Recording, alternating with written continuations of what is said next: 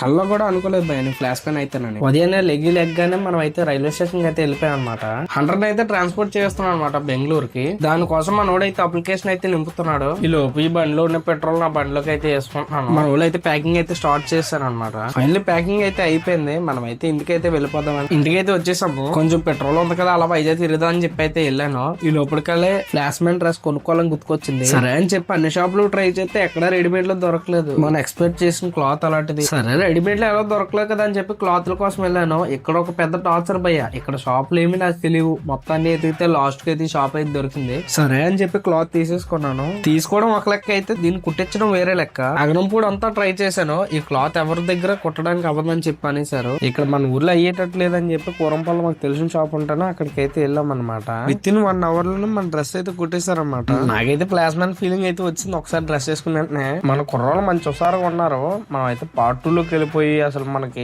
ఏమేమి జరిగింది అనేది అయితే మొత్తాన్ని చూసేసుకోవచ్చు.